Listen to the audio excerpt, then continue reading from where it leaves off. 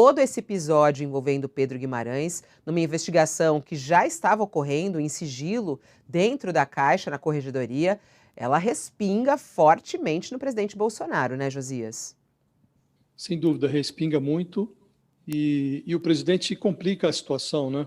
Nós comentávamos aqui ontem cedo, estava certo já na noite anterior, que o Pedro Guimarães seria afastado da presidência da Caixa, mas o presidente fez a coisa à sua maneira, divergindo do que tinha sido combinado na véspera.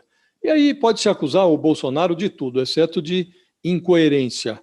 Sempre que é intimado pela conjuntura a escolher entre o criminoso e a vítima, o presidente opta por quem foi acusado de cometer o crime. E ele exibiu sua coerência novamente no caso do Pedro Guimarães, afastado da presidência da Caixa Econômica Federal. Ele tratou um acusado da prática do crime de assédio sexual com o pior tipo de excesso, que é o excesso de moderação. Bolsonaro conseguiu aborrecer até os oligarcas do Centrão, que compõem ali o staff da sua campanha.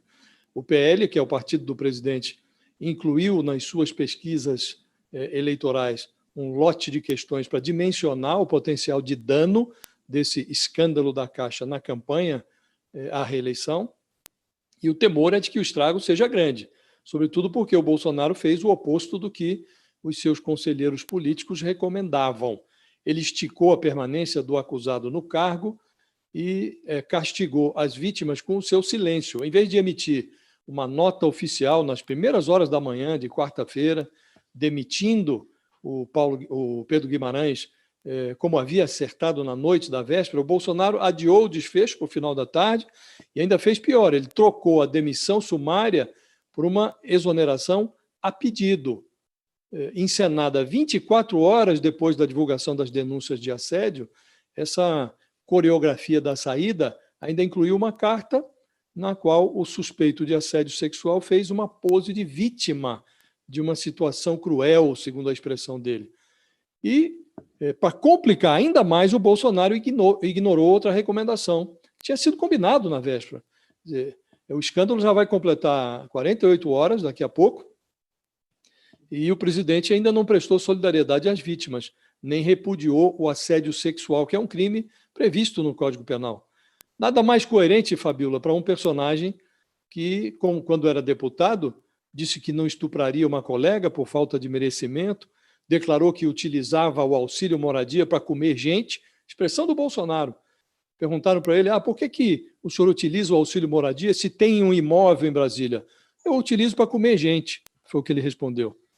Nada mais natural também para um presidente que acaba de ser condenado. Foi condenado ontem, em segunda instância, a pagar uma indenização de 35 mil a uma jornalista, Patrícia Campos Melo, que ele ofendeu com insinuações sexuais. Num cenário assim, há dúvidas quanto à eficácia da tentativa de reduzir o dano eleitoral, nomeando para presidir a Caixa uma mulher, a Daniela Marques, que é assessora do Paulo Guedes. Por ora, a única certeza disponível, Fabíola, é de que o Bolsonaro teria mantido o Pedro Guimarães no comando da Caixa se não fosse candidato à reeleição. Bolsonaro continua sendo 100% Bolsonaro. Me chama a atenção o não pronunciamento dele até agora, né? Ele não falou sobre isso até agora. É grave, né, Josias? Como Muito. presidente da República, diante de tantas notícias de seu assunto, ele não deveria falar a respeito?